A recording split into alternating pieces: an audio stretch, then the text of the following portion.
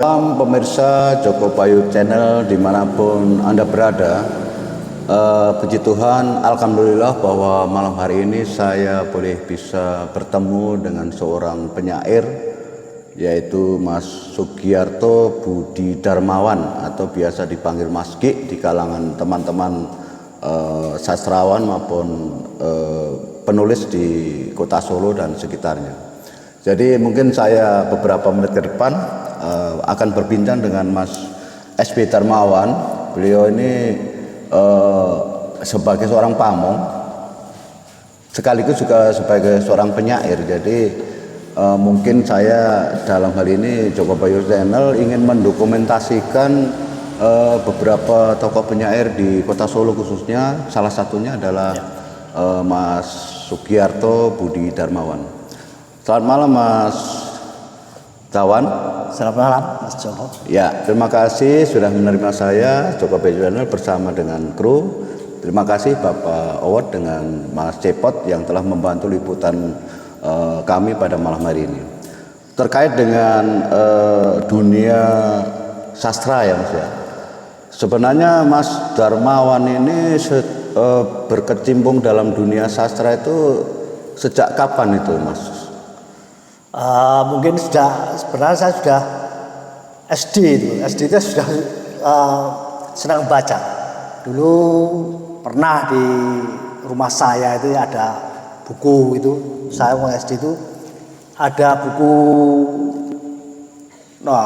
kumpulan cerita pendek itu, cerpen karya Subagio Sastrowardoyo itu namanya judulnya Kejantanan di Sumbing. Kemudian juga ada buku-buku silat itu. Nah, dari situ kemudian juga bapak saya seorang pamong kan, ada koran kalau pulang dari kantor baca-baca. Saya baca-baca itu paling senang itu. Itu terus tumbuh. Kemudian di SMP juga baca, kemudian SMA, di SMA saya suka itu ambil jurusan bahasa. Kemudian tahun 84 saya kan ada masuk perguruan tinggi di UNS lewat PMDK itu, jadi tidak pakai tes, itu jalur khusus penelusuran minat dan kemampuan gitu. Saya masuk sastra Jawa tahun 84. Di situ saya mulai banyak mengenal tokoh Solo, juga teman-teman sastrawan dan lain-lain, mendatangi acara-acara pembacaan puisi, teater, kemudian juga mulai mengenal dunia penulisan. Di situ di Solo kan dulu ada namanya koran Dharma Nyata itu ya. Pertama kali saya nulis cerpen di situ itu langsung dimuat. Itu menambah saya makin suka terjun ke dunia sastra. Kemudian di Fakultas Sastra di kampus Sastra UNS saya juga ikut bergabung dalam majalah sastra Kalpadruma. Itu saya dan teman-teman itu yang pertama kali memunculkan melahirkan majalah sastra itu tahun 88 di UNS itu majalah sastra. Saya jadi reporternya di situ. Saya juga mulai ikut dunia nulis itu. Saya juga ikut kursus di Sukses itu, kursus jurnalistik. Ya, dari segi itu saya selain sastra saya nulis puisi, cerpen dan lain. Saya juga wartawan gitu. Saya juga saya masuk situ, fotografi juga di situ. Kemudian saya juga kenal dunia jurnalistik. Kemudian saya mulai bisa membuat liputan-liputan dan fotografi jurnalistik itu. Dan saya juga bergabung di satu koran Kartika namanya tahun. Berarti awal mulanya panjenengan itu masuk dalam dunia sastra mulai itu tadi yang sampai ceritakan, terus masuk dunia jurnalistik. Kan. Itu sambil kuliah Mas? Iya, masih kuliah kan. Itu kan bisa di samping saya cari berita, ada liputan-liputan kesenian.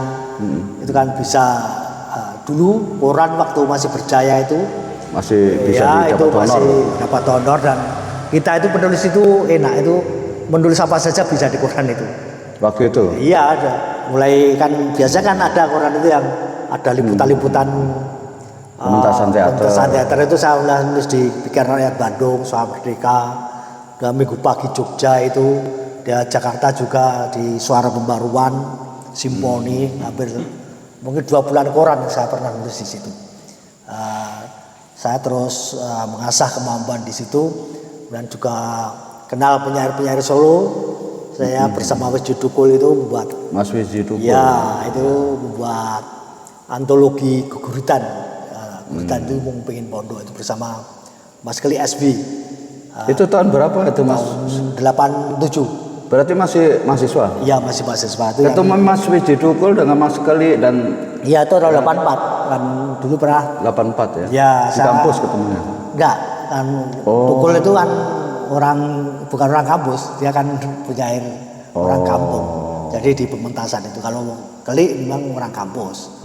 Jadi di acara pembacaan puisinya Kriapur itu ada penyair Solo yang baru menanjak namanya Kriapur Kristanto Agus Purnomo itu. Nah, di situ saya kenal Tukul, juga kenal Pak Halim Hadi dan Pak Halim itu. Itu tokoh-tokoh apa ya, penyair atau ya penyair ya? Iya penyair itu ada. Tokoh penyair penulis waktu tahun sekitaran tahun itu Mas ya? Iya itu kan banyak dan dulu kan kehidupan apa itu penulisan itu di kampus itu banyak penyair. Jadi nggak tahu sampai sekarang. Kalau sekarang nggak tahu sastra itu ada penyairnya enggak.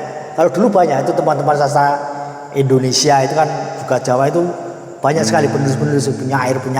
Terus mereka buat Dawan. komunitas atau apa gitu? Ya biasanya ya cuma jarang itu komunitas belum ada ya. Dan paling kalau di kampus itu ya baca antologi puisi gitu.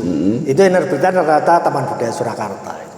Oh kerjasama dengan Iya biasanya Budaya TBS Surakarta. itu punya agenda itu kan dulu zaman TBS apa Murtijono kan kegiatan semacam itu sering sekali itu dan bagus sekali itu iklim kesenian zaman dulu kan. Terus sampean sempat lulus di UNS ya? Enggak, saya tahun 87 saya kan keluar kan. Terus keluar, terus jadi pamong. Jadi pamong tahun 89 itu ya. Terus masih aktif menulis terus? Ya, kemudian itu saya masih nulis di mana-mana itu. Kemudian mungkin kemudian semakin banyak itu ketika Solo setelah geger reformasi 98 kan 99 itu di Solo ada Solo Pos gitu ya. Nah, saya mulai sering nulis di situ. Kemudian ada pos kita. Nah di pos kita itu saya juga ngerangkap ini orang freelance. Saya sering nulis wartawan freelance. Iya, saya sering nulis apa itu reportase jurnalistik juga foto-foto jurnalistik itu. Ambil foto-foto ke sana sini itu. Itu pos kita itu. Dulu kan koran itu masih apa ya banyak membutuhkan tenaga banyak benar. Itu episode sekitar 80-90an Mas Jawan ya? Ya 99 akhir. Solo Pos itu kan setelah reformasi itu kan 99 itu. Itu kan meledak apa itu namanya? Ya, apa 98 meledak reformasi terus koran-koran itu bermunculan banyak sekali. Di Solo itu ada Solo Pos sama Pos Kita itu. Itu kan kebebasan pers itu kan waktu itu kan mulai nggak ada siup sudah bisa jadi dunia penerbitan sangat bergairah gitu. Terus sedikit episode tentang ini ya khusus Mas Wiji Tukul yang mungkin kita semua tahu ya. Mas Wiji Tukul sampai sekarang juga tidak tahu keberadaannya itu ketika tahun 98an itu ketika pecah reformasi ya. Mungkin barangkali sampai sedikit menceritakan tentang kedekatan sampean sama Mas Wiji Tukul khususnya Mas. Iya itu memang agak istimewa pertemanan saya dan Tukul itu. Dia itu kan setelah kenal dengan saya dan kita itu juga satu hobi nulis itu. Kalau Tukul waktu itu sudah mulai nulis di koran-koran itu ya. Ya terus saya sering ke rumahnya di Jagalan itu.